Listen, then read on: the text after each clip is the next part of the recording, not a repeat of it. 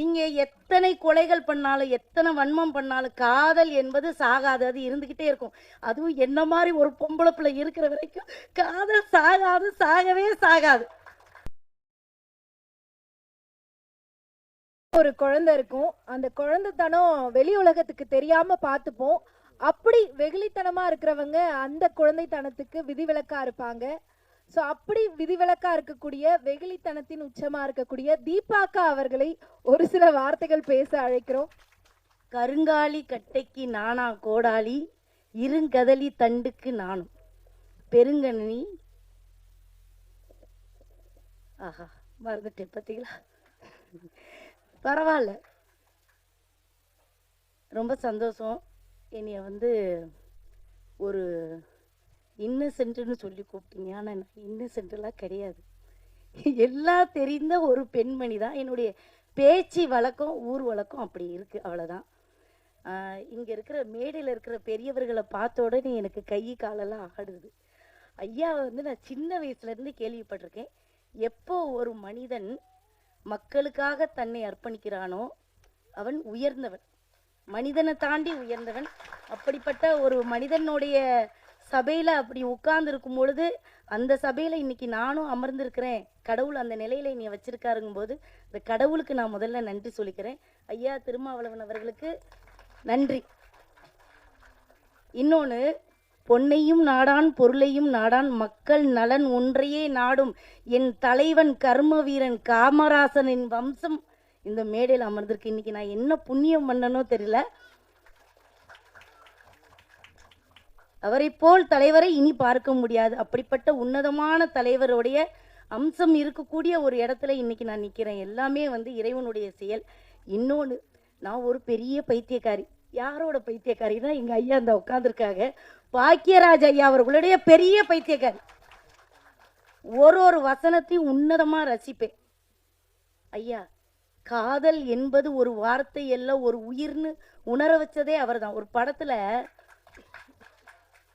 தீபாக்காதால என்ன, ஒரு படத்துல, அதாவது அது எப்படி அவர் யோசிச்சாருன்னு எனக்கு தெரியல. அந்த பையனை அடையணுங்கிறதுக்காக அந்த அம்மா ஊர்வசி அம்மா ஒரு பெரிய பொய் சொல்லிடும். இப்போ அந்த பொம்பளை மேலே இந்த ஆளுக்கு பயங்கர கோபம். எப்படியாவது இதை விரட்டி விடணும்னு நினைக்கிறாரு. ஆனால் விரட்ட முடியல, அது விடாப்பிடியாக பிடிச்சிக்கிட்டு இருக்கு. ஆனால் அந்த தாய் பாசத்தை எவ்வளோ அழகாக காட்டுவார். இருட்டுக்குள்ளே இவருக்கு கண்ணு தெரியாது. இந்த பால் லப்பர் கீழே விழுந்துரும். இந்த குழந்தை கூச்சலிட்டு ஆளும். டக்குன்னு பார்த்தா அது சைலண்ட் ஆயிரும்.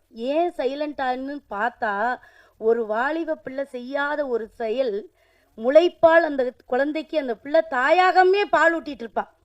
அந்த உன்னதமான ஒரு காதல் இருக்குல்ல, ஒரு மனுஷன் மேல நம்மளுக்கு காதல் வந்தனா காதல் கண்ணை மறைச்சிரும்னு சொல்லுவாங்கல்ல, அந்த ஒரு விஷயம். காதல் என்ற ஒரு வார்த்தை நான் உயிராக நினைத்தது உங்கள் திரைப்படங்களை பார்த்து தான். உண்மையிலே சொல்கிறேன், அவருடைய ஒவ்வொரு படத்தையும் நீங்கள் பார்த்தீங்கன்னா, ஒரு படம் எப்படி எடுக்கணும்னா நீங்கள் வந்து பாக்கியராஜர் படத்தை பார்த்துடலாம்.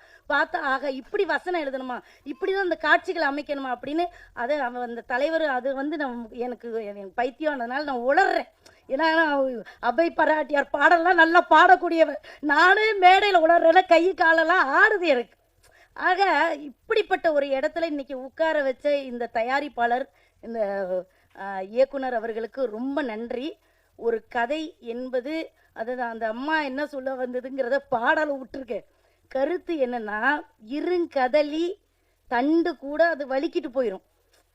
இந்த உலகத்துல காரெருமை மேய்க்கின்ற காளைக்கு நான் தோற்றேன். எப்படி? காரெருமை மேய்க்கின்ற காளைக்கு நான் தோற்றுட்டேன். நான் அந்த காளமாடு மேய்க்கிறவன்ட்ட நான் தோற்றேன். ஈரிரவும் துஞ்சாது என் கண். இதான் பாட்டு. அப்ப இந்த பாட்டிலே சொல்லிட்டாங்க.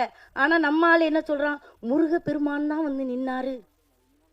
முருகப்பெருமானா வந்தானே அந்த அம்மாவே பாட்டில் எழுதிட்டு ஒரு மாடு மேய்க்கிற சிறுவன்ட்டு நான் தோத்து போயிட்டேன். ஆக இதை ஒத்துக்கொள்ற மனம் இன்னும் வரவில்லை.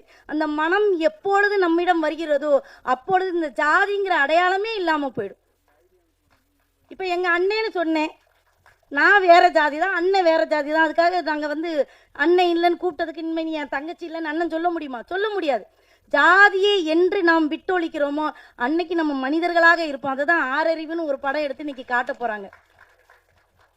நீங்க எத்தனை கொலைகள் பண்ணாலும் எத்தனை வன்மம் பண்ணாலும் காதல் என்பது சாகாது, அது இருந்துகிட்டே இருக்கும். அதுவும் என்ன மாதிரி ஒரு பொம்பளை பிள்ளை இருக்கிற வரைக்கும் காதல் சாகாது, சாகவே சாகாது.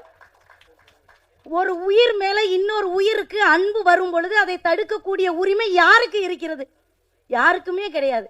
எனக்கா ஒருத்தர் மேல அன்பு வந்தா அது தப்புன்னு நீ சொன்னா நீ தான் தப்பு, என்னைய கேட்டா அப்படிதான் சொல்லுவேன். ஆக இது ஒரு பெரிய விஷயமே இல்லை. இதற்காக ஒரு உயிரை எடுப்பதுங்கிறது எனக்கு ஏற்றுக்கொள்ள முடியாத ஒரு வழியாக இருக்கிறது. இந்த வழிக்காக எத்தனையோ திரைப்படங்கள் அந்த காலத்துல இருந்து வந்துகிட்டு இருக்கு, ஆனா மாற மாட்டேங்குது. அதுக்கு தான் மறுபடி அந்த படங்களை போட்டு காட்டுறாங்க, நீங்க இந்த படத்தை பார்த்தாவது மாறுங்கள் என்று.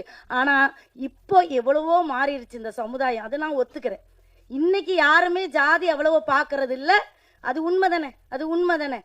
எல்லாரும் இவ என்ன பெரிய சொற்பொழிவு நடத்துறாங்க பார்க்காதீங்களே, ஏதோ என் மனசுல பட்டதுல பேசணும்னு பேசிட்டு போறேன். அவையெல்லாம் கை தட்டிட்டு இருந்தவே அமைதி ஆயிட்டான், கையை தட்டுறவே தட்டிக்கிட்டே இல்லை. ஒன்னே ஒண்ணு சொல்றேன், அதான் யாரு எதை பேசுறவோ இப்ப இது ஐயா பேசுறாங்களா எல்லாரும் ஆச்சரியமா பார்த்திருப்பாங்க. இது திமுக பேசுறது இல்லது, திமுக மாதிரியே பேசல, அவளை வெறும் முடிக்கிறான். ஒன்றும் இல்லை, இப்பதான் நானும் பேசுறதுக்கு பயிற்சி எடுத்துட்டு வரேன். வீட்டில் இதை 100 தடவை நான் பேசிட்டு வந்திருப்பேன், இந்த தடவை மறந்துட்டேன். அதனால நீங்க ஒன்றும் எடுத்துக்காதீங்க. ஆனா இந்த மேடைகள்ல இன்னைக்கு எங்க ஊர் பசங்க நிறைய பேர் இருக்காங்க, அதனாலதான் இந்த கைத்தட்டுதலும் விசிலும் வந்துகிட்டே இருக்கு.